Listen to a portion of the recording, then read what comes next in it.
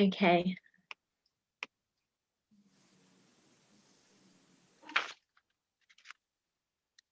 It's Fran. Hi, Fran. This is the first time I'm seeing you in a long time.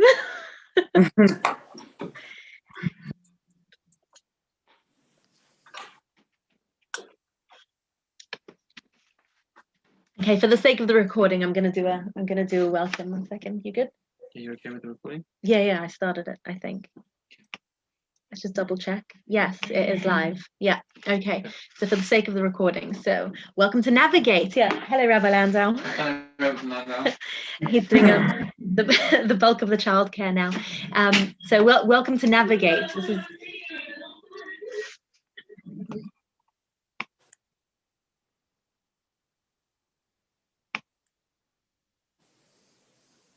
okay. All right. Yeah, this is very exciting for me because I feel like this is like quite a baby to start a program of sessions and you know, just hoping that it's going to go down well. So I'm hoping that this program really can become a pseudo movement, a community within the community, if you will, a connector for families within the Barnet community. And my objective in launching it is really to bring in a series of voices on topics that I hope are relevant for parents of children in sort of primary school age all the way up to early teens. So topics that are relevant to us at this stage of life, and to welcome, as I said, a range of voices that are weighted with experience as well. So Susan, thank you for agreeing to be our very first experienced voice in this series. So hopefully journey of learning, and to complement those voices as well, the rabbi and I hope to inject a little bit of a Torah twist as well, so to examine what a Jewish perspective might be on the very same topics. And so thank you everybody for signing up to this program. Thank you for those who are going to listen to this recording afterwards. Thank you for signing up and being part of this journey.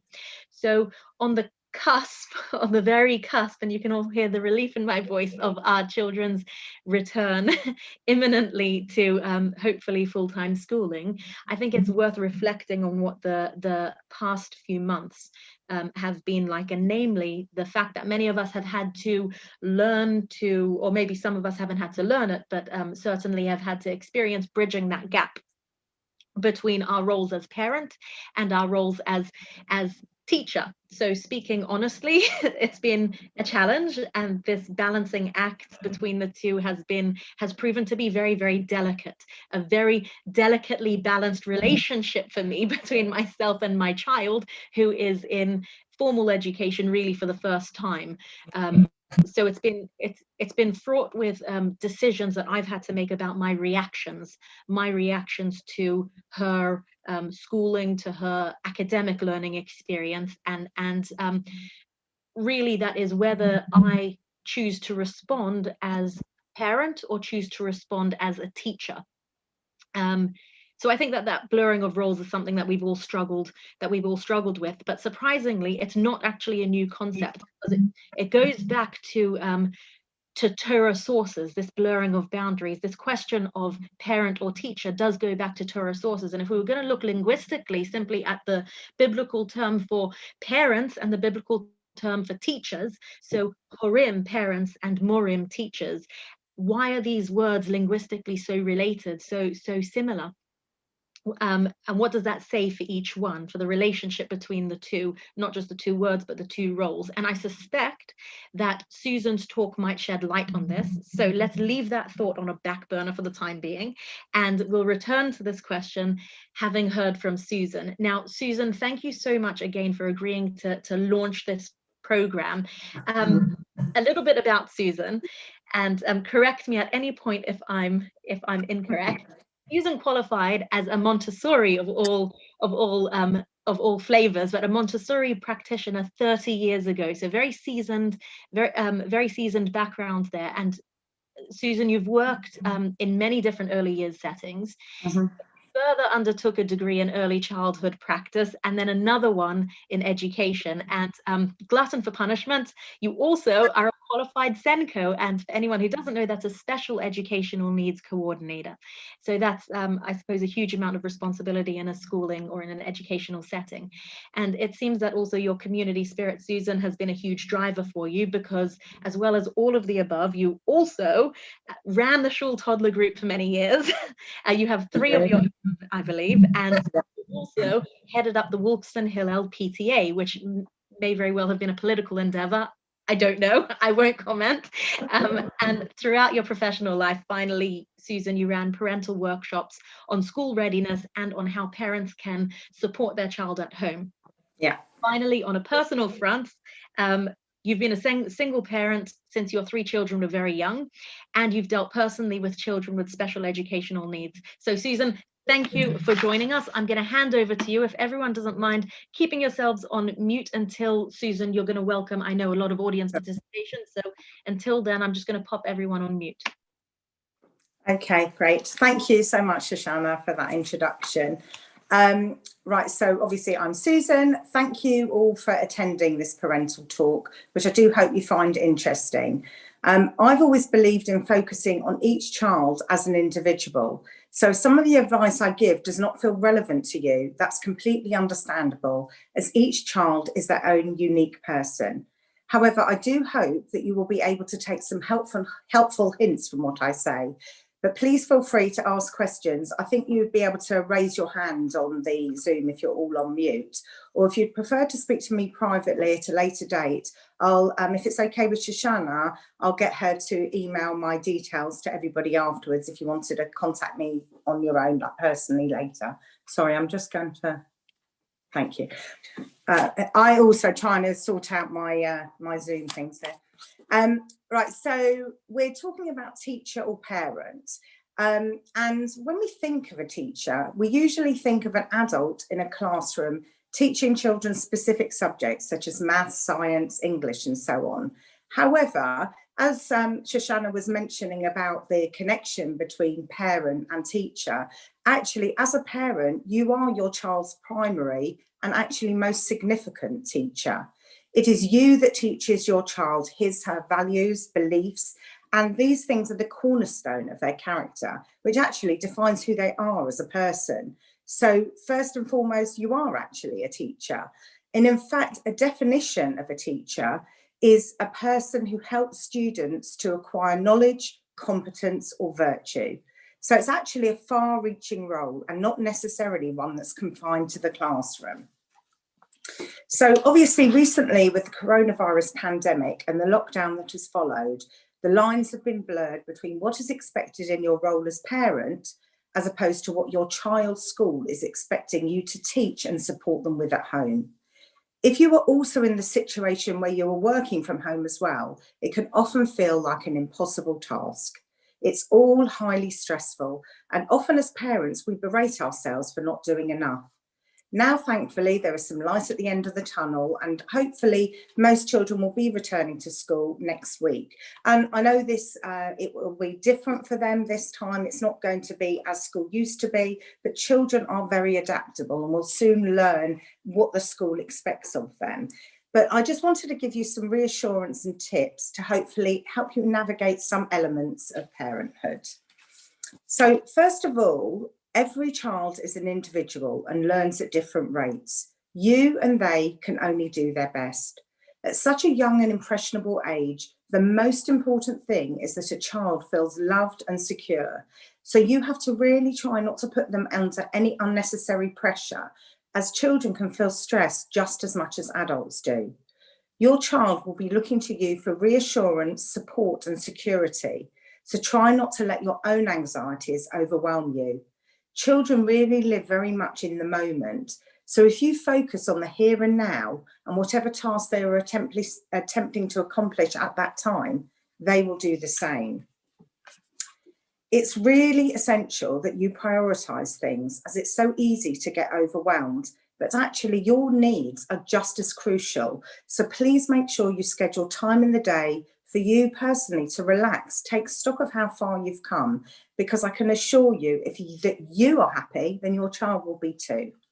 You need to be confident in your knowledge and understanding of your child to teach them in the best way for them. because every child is an individual and every child learns differently. So whatever work the school sets for your child, if it seems too much for them, don't let it become a bone of contention between you. I can assure you that no child will actually fall behind. The school will do their utmost to ensure that they don't. But in the meantime, their health and well-being should be the most important thing right now. Home should be a safe space for your child. And if they are feeling overwhelmed with academic work, it's important they're able to relax and unwind away from the demands of school. Spending time with your child, talking to them, reading to them, listening to them, all of these things are actually the most vital things you can do. It is far more imperative to spend time with your child and follow her lead as to what activity he or she would like to do, whilst giving them guidance and instruction, than it is to spend hours insisting on them completing a piece of work for the school that actually has no relevance to them. From a practical perspective, there are activities you can do with your child that will teach them in a constructive way. So for instance, cooking with your child, counting out ingredients, following a recipe, and then watching how the consistencies change actually teaches children valuable lessons in maths and science. Going out for walks and pointing out the features in the environment, such as the leaves on the trees or counting the houses you pass and noting their numbers, are all practical ways to teach children too. Please do remember though that what works with one child will not necessarily work with another. So it's important to recognise what makes your particular child tick. At the same time, all children respond best to consistency, structure and routine. So before I go on to the couple of questions that have been submitted, is there anything else, anything people would like to ask me, anything you're not clear about before I move on? If anyone doesn't want to unmute themselves, an alternative way is to just use the group chat. So I'll keep my eye on the chat and see if anyone's typing any questions in there. Okay, so shall I just carry on to do the questions? Okay, thanks. I like that.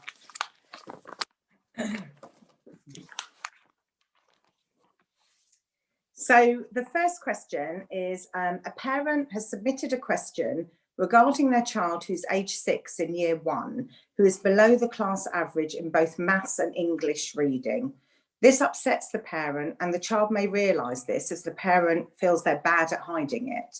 The parent wants to know what they can do to change their mindset and become a more supportive parent.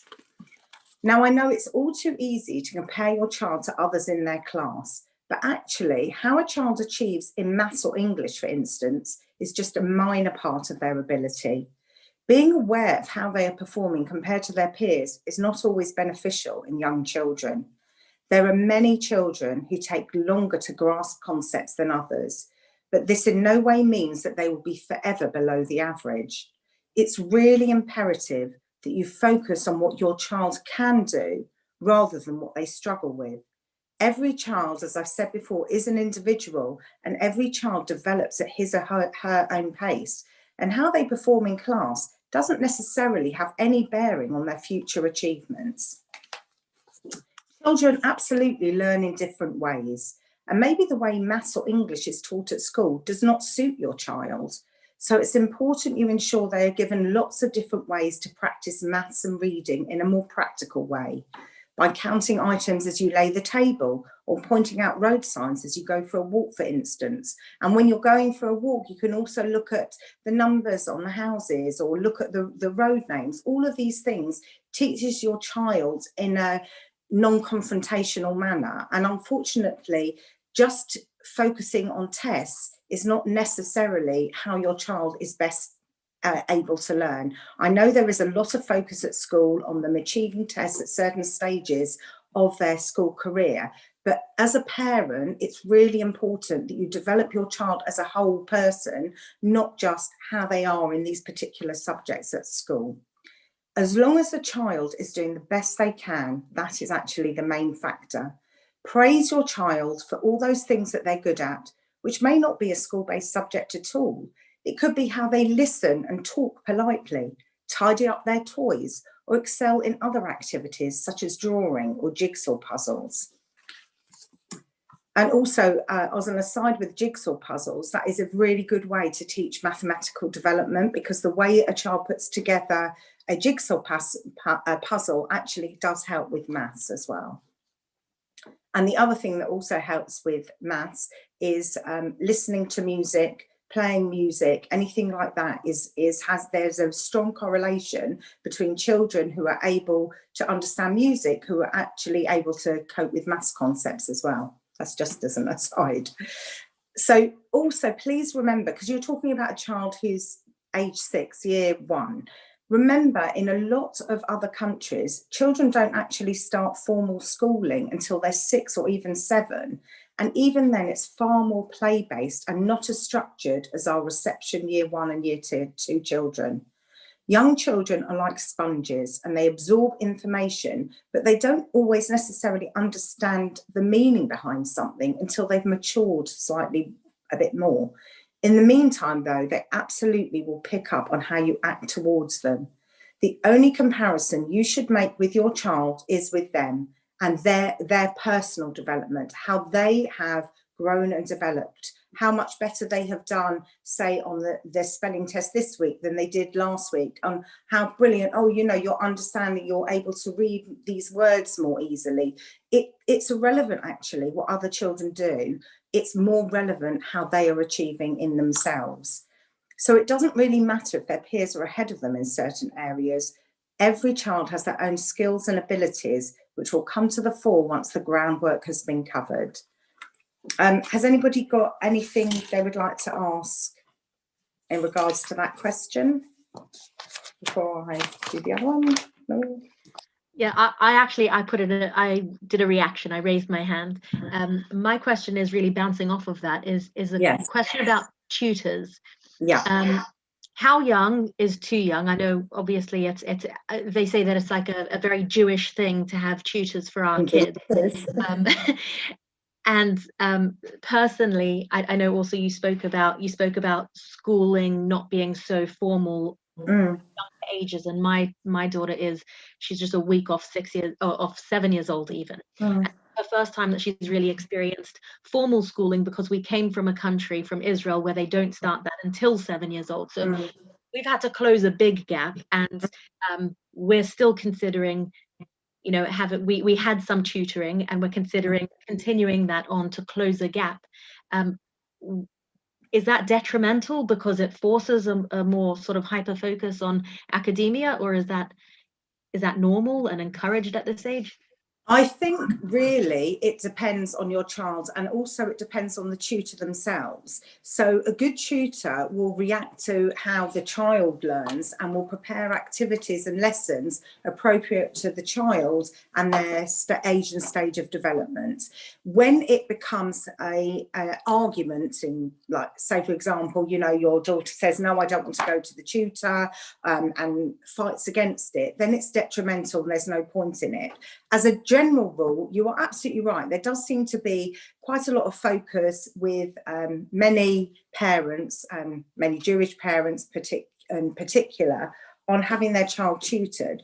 In my personal experience, people may not agree with me, I actually would not tutor a child till they're at secondary school. And actually, I am quite, even though I personally have tutored children in the past, I don't think it necessarily helps every child, because it depends on your child. You need to look at your child and what it is you're trying to help them with. If it's you feel that they're so far behind and the only way they're going to catch up is by having some one-to-one lessons, as I said, a lot of that really depends on the tutor themselves. And if it's a good tutor, then it's absolutely worthwhile. But if it's a tutor that puts your child under more stress to do more tests, and you've got to do this by next week, as well as the work they've been set for school, that is just not helpful at all. So, you know, the same as I say with everybody, every child is an individual, and every child should be treated as an individual. And ultimately, it is what suits your particular child. But if you're, you know, some children love going to tutors. It's like they like having extracurricular lessons. It makes them feel special. That's absolutely fine. There's absolutely nothing wrong with that. It's when it becomes another thing that you're having to fight with them with, that's when it doesn't work at all, because it's a whole detrimental thing then. Have I helped, answered your question? Yeah, I think so. You have. I think I have a second part to the question, but I might leave it. But that's fine, you know. And the thing is, with all of these things, it's very difficult when you're doing a talk such as this to give generalized answers, because everybody is so different. That's why I've said that if anybody wants to speak to me personally afterwards, if you, Shoshana, send people my email address, and then if there's something specific they want to ask me pertaining to their actual child, then I'm glad to help. Because I do feel sometimes people will listen and think, well, that's not relevant to me. And yes, it can't all be relevant to you, because every child is so different, you know. And I've got 3 children, and I can assure you they are 3 very, very different individuals. They may be my children, but they're not all the same, you know. So if there's nothing else anybody wants to say on the first question, shall I move on with the second one, or is there something else anybody wants to ask? Sorry, you have to excuse me. My nose is very itchy. I seem to have allergies to all kinds of things nowadays. Anything? No? Okay, so. Right, so I was only sent in 2 questions. This is a much longer question and answer than the previous one. So this question was, a parent has asked for help with their child who's developed a defeatist attitude to academics. If she finds it difficult, she gives up immediately, and during Zoom lessons, this has expressed itself in her slamming down her laptop. The parent says that the child seems to need excessive amounts of praise and validation to feel like she's doing an okay job, and in the absence of that, she struggles to complete work. The parent has asked for guidance regarding resilience to failure, or when things don't come easy, and the ability to function and achieve without constant praise and validation. So now you don't specify how old your child is, so I'm just going to assume they're late primary, early secondary school age, because they're old enough to work on their own on Zoom. Though, to be honest, a lot of the advice I give is relevant to all ages anyway. I'm also unclear from the question as to whether or not the issue has arisen due to the recent lockdown or prior to this. So I just wanted to cover the whole Zoom learning aspect first. Zoom and learning via Zoom can be highly frustrating for many children, even those that are confident using electronic devices. And we all know nowadays our children are far more confident using electronics than I certainly am. But learning via Zoom is just not how their brains work. So children need to be in an environment conducive to learning. And unfortunately, trying to concentrate on the screen where perhaps the clarity is not so great, or there may be outside distractions which are amplified by staring at a screen, or perhaps your child is unclear as to the teacher's explanation and is not given the chance to ask for clarification, or indeed may feel uncomfortable asking for this via Zoom. We all know you have to write something in a box. It just might make it quite overwhelming for a child and can lead to frustration. So resilience is really crucial for children to develop, but we can actually improve our resilience at any age, even into adulthood. Essentially, resilience is the ability to be confronted by a situation and deal with it in an appropriate manner. We can teach children resilience by our own actions and the way we model the correct way to deal with things. And we can nurture it in our children too, by emphasising the way they respond to a situation. So, for instance, if your child behaves well, you praise them for it, but do not give unnecessary attention at those times when they do not. In order to change your child's pattern of behaviour, you will need to look to yourself as to how you respond to her and how you encourage her to think for herself and feel more confident in the choices she makes. So you need to spend time with your child on a one-to-one basis away from other distractions.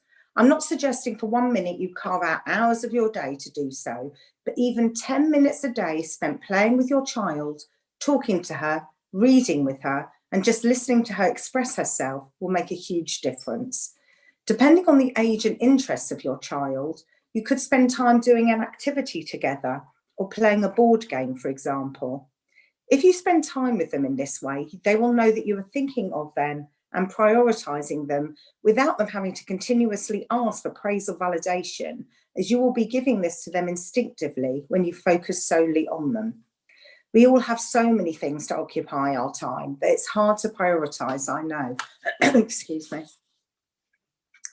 But actually, the older a child gets, actually the more they need you in many ways. It can be difficult for a child to express themselves clearly, but the frustration they feel can overwhelm them, especially if they are also going through hormonal changes. So they need you to be there for them no matter what and give clear guidance.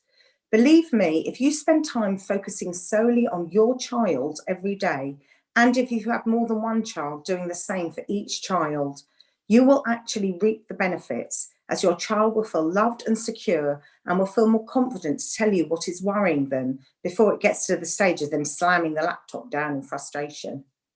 Your child needs to learn to deal with disappointments and actually put things in perspective. So, for instance, if a piece of homework is hard for them to complete, take the focus away from that and get them to complete a task they are able to do easily. This will give them the confidence that they are able to achieve and will hopefully enable them to go back to the original task with more enthusiasm. Alternatively, get them to take a break and go for a run around the garden, if you have one, or a walk down the road, anything to take a break from their screen. Give them a snack and a drink, as this can help too. Children need routine in order to achieve their full potential, so ensure they have a regular bedtime, eat at regular intervals. Young children are usually better off actually with several small meals or snacks a day as opposed to one large meal, and encourage them to take regular exercise. If they are an older or more self-sufficient child, they need to learn to recognise the signs of their frustration before they become overwhelming and find ways to deal with this in a more constructive manner. This absolutely takes time to develop, but the more your child recognises what frustrates them, the more they will be able to do something to stop it before it becomes all-encompassing. Children are often governed by their emotions. This is when you get slamming down of the laptop, banging of doors, and so on and so forth. But after your child's calmed down, talk to her about what the issue was. What was it she actually found difficult? Is there another way she can go about this? Sometimes it might be something very minor that has caused a major meltdown because it's a knock-on effect. Little things you can cope with, that when it becomes one little thing too much, then that's the final straw. You need to recognise and validate her emotions. I can see that lesson made you frustrated. Do you know why? It's okay for children to feel anger, frustration, annoyance, and so on. They just need to learn how to deal with these emotions in a more appropriate manner. And this does depend on their age and stage of development, but all children need their feelings validated, and merely by empathizing with them and showing your understanding of how frustrating some things can be for them can really make a difference. So your child also needs to understand that sometimes she will be set tasks that are difficult for her to accomplish. So she needs to try to do things in a step-by-step manner, because often when tasks are broken down, they become far more manageable. This leads on to your child understanding delayed gratification. That's that your child cannot always get something as soon as they want it. A really good way to teach this is through playing board games. This teaches children turn-taking, mental flexibility, and impulse control. If you play with them, you can also demonstrate how to be a good loser, which is a great way to model resilience. There are many other ways to encourage delayed gratification. Anything that takes a period of time to develop is great for developing resilience. So learning to play a musical instrument or a new sport are good examples, as are saving up pocket money to buy a specific item they want. Simple things such as only watching one episode of a show per night instead of binge watching. And we all know how easy that is nowadays. We've got Netflix, Amazon Prime, Disney Plus. I can't even keep up with what there is. But many children nowadays are so used to getting whatever they want instantaneously. It is actually up to us as parents to teach them that waiting for something or working hard to achieve something will actually feel so much more worthwhile in the end. So has anybody got any questions about my answer to the question? Or anything else anybody would like to ask? No? Well, so I'm just going to do a brief summary, and then when I finish, please feel free to ask any questions before Shoshana moves on to what she wanted to say. So when children return to school, it's very easy to just say to them, oh, how was your day? And they say, okay, and that tells you nothing at all. So try to ask more open-ended questions, such as, what did you learn today? Ask them what their favourite subject is and what they enjoy about it. Take an interest in your child and what they like. Consequently, if then anything happens to upset them, they should feel confident to talk to you about it, which will ensure that it's kept manageable. It is so important to make sure we take care of children's mental well-being as well as their physical needs. So by being that special person your child can always turn to will help them develop as an individual. Children are an open book and they absorb everything in a very natural way. Hence, we always say that they are like sponges. If they are taught in the right way, they will learn to flourish and become the best of themselves, irrespective of what difficulties they may have. If you teach your child to believe in themselves and instill in them the mantra that they can do or be anything they set their minds to, you will be giving them the greatest gift of all. We don't actually always realise when a child is young how much our actions influence them. But if you treat your child as the wonderful, unique and special individual they are, then they will thrive. Thank you. That's what I had prepared, but if anybody would like to ask anything else, please feel free, and thank you for listening. Thank you. So I actually do want to ask another question, but I don't want to hog the microphone. So if anyone else has a question and you haven't put it in the chat, unmute yourself now. Otherwise, I'm just going to dive straight in with my next question. Okay, seems not. So my question is again about the tutors and about whether I'm doing the right thing or not. Because for me, I think a lot of employing someone else to do that slog work is about avoiding drama in my home, because there's so much of catching up and there's so much resistance to kind of, no, I'm not going to read, or no, I'm not going to, and it's the dual languages also, because my daughter's in a Jewish school, so there's learning to read Hebrew and learning to read and write English all at once, and she's incredibly capable, but again there's that sense of having to close a gap quite urgently. And so I feel that there's this tension there about just trying to avoid the drama and the resistance. So in your seasoned opinion, is it the wrong thing to be modeling by outsourcing that? Am I doing the wrong thing rather than, come on, you need to do it, we need to do it, it's important? I would say that actually, I think that if you say to yourself, do you know what, I don't want to have this conflict with you. I want to be fun mummy. We can cook together. We can go out together and do other things. It is actually very beneficial for your child to see that, as an adult, none of us are perfect.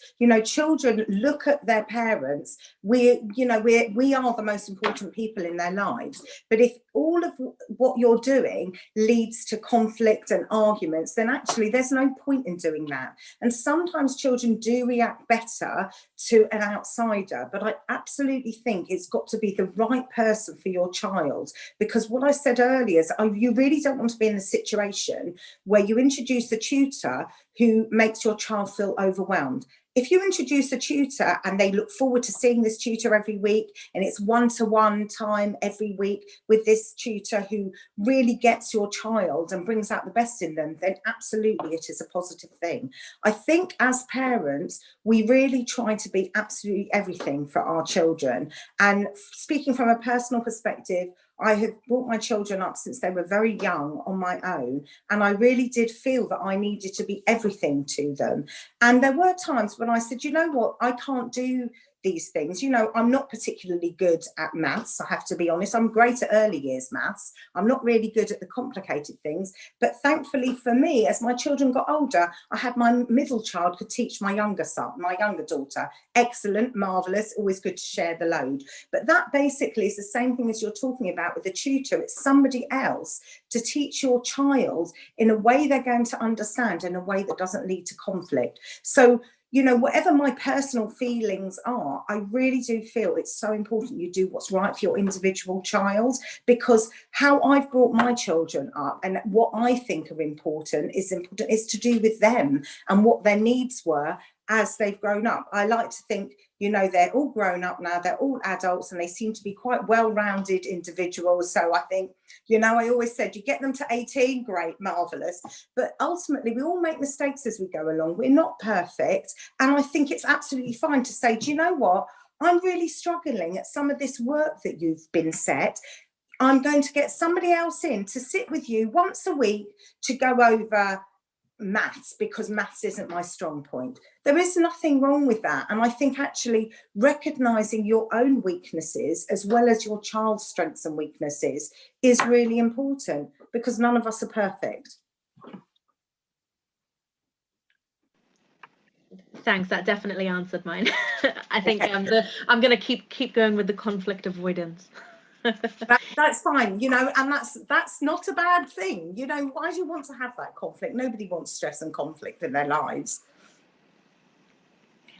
Is there anyone else who has any questions? There's nothing in the chat at the moment. I suppose if it hadn't been sent in, very possibly. Nicole has her hand up. Hi, I don't have a question. It's just to say hello, Susan. So Susan was Daniella's key worker when she was 2, rising 3 in her first nursery that she went to. So there you go, yeah. And now she's 13. It's crazy. That's it. 13 and homeschooling. Yeah. Yeah, that was it. It's lovely, Susan, it's lovely to have you also as a voice that's sort of risen through the community as well, and also been so relevant within Wolfson Hillel. So I feel like you tick so many boxes and are so relevant to such a huge cohort of our community from so many fronts. So, you know, from toddler group to PTA to Wolfson Hillel. Did you teach in Wolfson Hillel, or was it? No, I was just I was on the PTA for many years, and then was chair of the PTA. A lot of work. Organised summer. I think the last thing I did there was I organised one of the last summer fates, actually. I think before they did a lot of the building work there, which was very full on. But I was always class rep of my children's classes as well. I'm just one of those people, you know, get involved with everything. So there you are. Is class rep mean sort of the medium between the parents and the teachers? Yeah, well, and it was like a lot of the time, if you needed to go and ask the parents to help in any PTA, you know, events and everything, as a class rep, you would go about and ask them. So a lot of class reps did end up being on the PTA as well, because there was quite a link there. So, yeah. This is just another question out of curiosity. I'm wondering that as a teacher, did you encounter very many tiger mums or tiger dads, and what your opinions are there? Did you see any difference in the children, good, bad? Well, you know, it's interesting, because when you're in a school where your children are at the school, it's very different approach to when you see people in a work environment.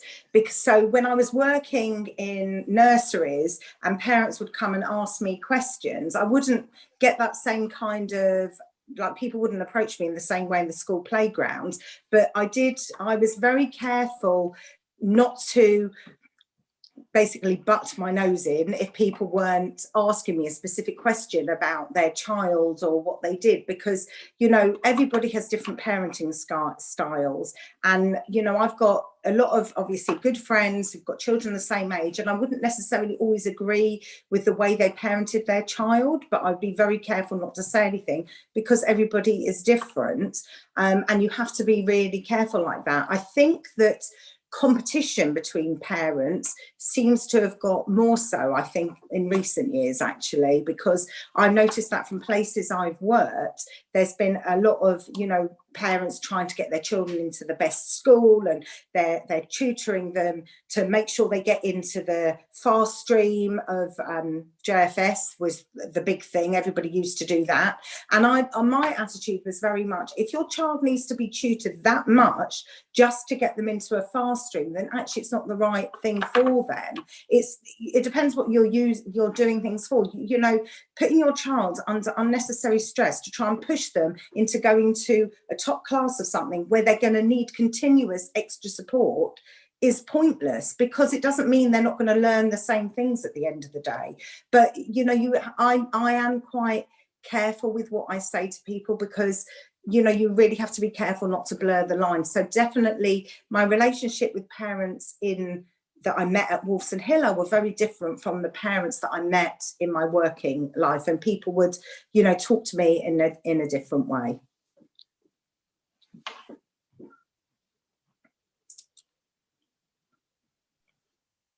Okay, thanks very much, Susan. Again, if there are no other questions or comments or fangirls, Nicole.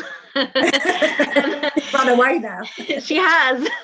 She's disappeared. She's busy being, I know she's there. I was going to say she's busy being a tiger parent and like making sure that Daniela's like doing her work. I'm joking, Nicole. Of course you're not a tiger parent. Daniela does her work. So I think I'm going to remove that spotlight. Hold on, and I will hopefully my head is spotlighted now. I'm quite a novice at Zoom, despite running all of these programs predominantly virtually recently.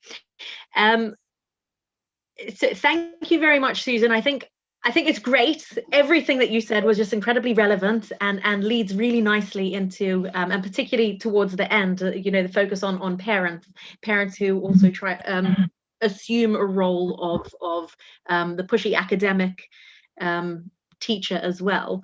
I think it's all incredibly.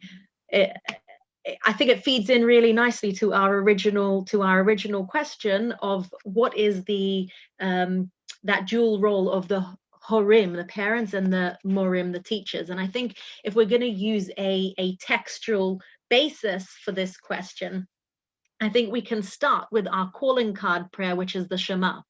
And in the Shema, it says, and you should teach it to your children, V'shinantam levanecha. And very famously, the Rambam, Maimonides, medieval scholar,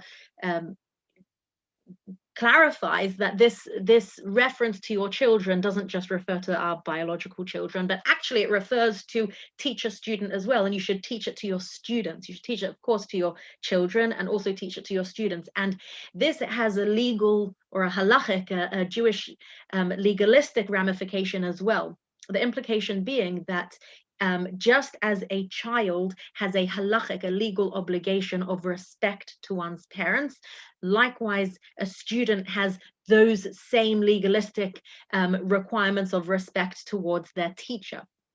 And the appearance of that would be behaviorally, in mode of speech, so respectful speech. So again, we're not legislating love for parent or love for teacher, but we're legislating a mode of behavior and a mode of speaking.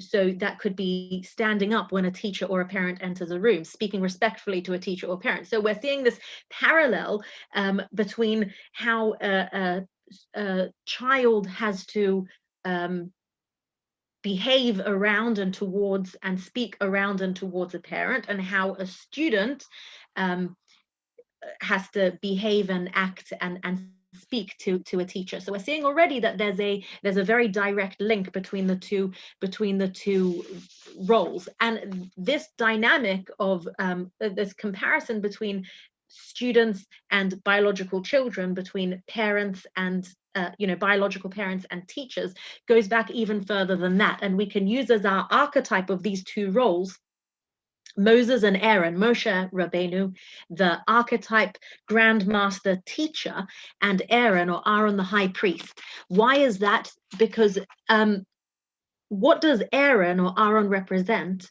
As a priest, he's passing on biologically to his biological children that status of priesthood. And what does Moses do? Well, he doesn't pass on biologically. His children don't step up and assume his role as the grand teacher, the Torah scholar, but actually his student, Joshua, is the one who steps up and assumes that role. So we're seeing a kind of parallel there as well, but these opposite, or not opposing roles, because these two roles are not pitted against each other. We're not told that there's any hierarchy between these roles at all whatsoever, but just that they're maybe two sides of the same coin, that we have the teacher-student relationship, the teacher-student model, and we have the parent-child model, and they're just two different models, and that there is a blurring of that as well.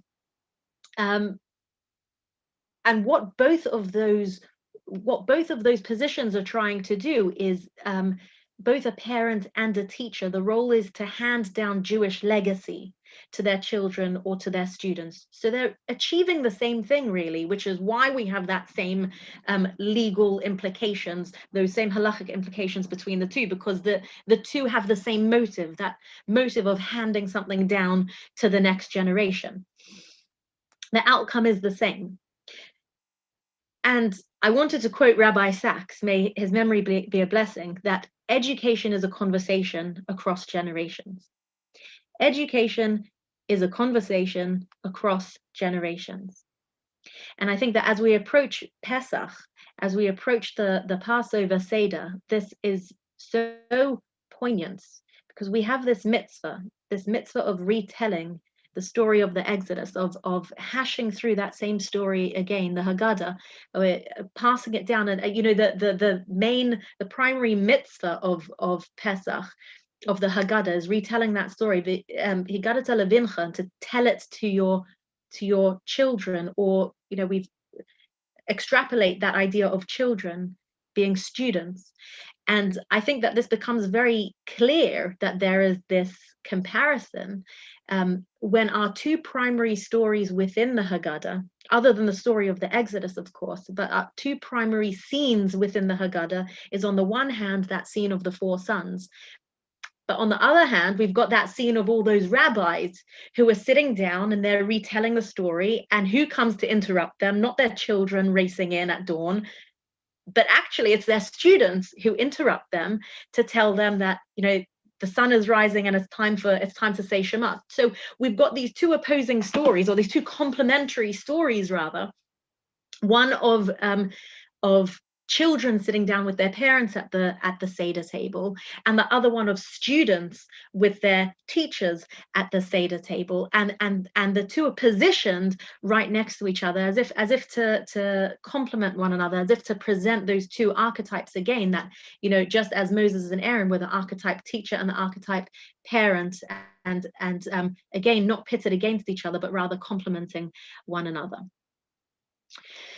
So this conversation against generations, this conversation that is encapsulated so beautifully in the Pesach experience, in the Pesach story, and the Pesach experience, and the Haggadah experience, is shared equally. It's a role that's shared, is a conversation that's shared equally between parents and between teachers. And we can be, and we often are, not just during lockdown homeschooling experiences, but we do, as Susan said, we occupy that role of a teacher. Just by virtue of being a parent, we're going to occupy that role as teacher. There's always a crossover. We exist in that state of having to occupy the two. But I think the tension point, and this, I think, again, was backed up very much by Susan, the tension point is where the education that we're needing to provide is more than simply that conversation across generations, where it's more than simply passing on that legacy. And Susan, the words that you used for that was the values, I think. Is that right? You said passing on those values, those morals, those life lessons, I guess, is kind of sums it up, so the tension point is where it stops that conversation stops being about the values that we're passing on and starts to assume that pure academia information that we're being forced to pass on. So assuming that role of academic teacher as opposed to that role of value system teacher, or so I would say the parent teacher versus the non-parent teacher. So in my parent teacher role, that's modeling the behaviors that I want. So those, those board games that you advised, all of those sort of behavioral and moralistic things to pass down to our children. So when it stops being that and starts being the measurable academics, that's where the tension point is, because we're having to step outside of a teacher role that we're quite comfortable with, because by choosing to have children, being in that privileged position of having children, we've kind of accepted that there's going to be that parent teacher role. That's part of the parenting role, and that's where we have to bring in other people to help us out. But when we're trying to assume that role, that can be very fraught with tension, and very fraught with distress and with conflict, as I'm very honestly going to admit occurs in our household. So I think if we're forced to choose a role within our own home, then, and again, Susan, I think that you said this in a much better way than I can, that the role that we should always choose is that of being the parent who's teaching through modeling behaviors over the classroom style teacher who feeds information. And the parent teacher composite role, assuming that composite role is not the teacher that's divorced from the parent role. So, and I don't think that many people would disagree with that either. So the challenge really, for me at least, certainly, is remembering that which role I'm supposed to be taking, which role I'm supposed to be assuming in the face of a society and even a schooling system that puts so much emphasis on measurable education. So like you said, Susan, the tests, the exams and, the scores, that's really where the value lies in the educational system. But the real values that we're supposed to have within our homes, and certainly within Jewish homes, but every home, is what we're passing on educationally to our children in terms of their values and their behaviors. And are they socialized? Are they properly socialized children? And often, no. Sometimes they're like, no, my kids are not socialized. They can't. So for me, again, is when my own daughter won't do her reading and writing, is how am I responding? Am I responding from my position as parent teacher, which is the correct way and certainly the Torah way to respond, because that's the real chinuch, the real education. That word for education in Hebrew is chinuch. To dedicate oneself, lechanech, to dedicate oneself to a child, because it's not simply giving over information, not feeding information, but that word that we use for education is chinuch, to dedicate, because it's so from within. It's not simply taking a textbook, taking information and feeding it, but it's so personal. It is a dedication of oneself. It's like taking something out of yourself and ripping it out and giving it to a child, because it is from the values. It is what's from within it. It's so much more than the textbook stuff. And I think that all of that, thankfully, Susan, aligns with, correct me if I'm wrong, but aligns with everything that you've suggested. The importance of that parent role, that it comes from a very different place. That parent teacher role comes from a very different place of pure academic passing on of information. That conversation across generations is something that needs to have so much more depth and so much more of a sort of spiritual focus, what we're modeling and what we're able to teach, the life lessons, as opposed to just the maths and the literacy. So Susan, I want to also take this opportunity to thank you for being our very first voice in this series, for sharing with us this evening, for I think everything you said was incredibly illuminating, but also I think very validating. I think it's very easy to feel like a failure, or it has been easy to feel like an academic teacher failure over the past few months. So it's been incredibly validating to hear you sort of move away from that role as well. So thank you again to everybody who's joined this evening and who signed up for this series. Thank you so much. Please do feel free to share the speaker lineup, which has been shared on social media and also via email, to share that speaker lineup with others. We're thrilled to share the program with others and to invite other people in to this community within community. So please do continue to share that, and people can join into the program even at a later date. They don't have to have started at the beginning. So again, thank you, Susan. Thank you to everybody who has joined. I'm going to stop the live stream now, if I know how. But if anyone would like to unmute themselves and continue either asking questions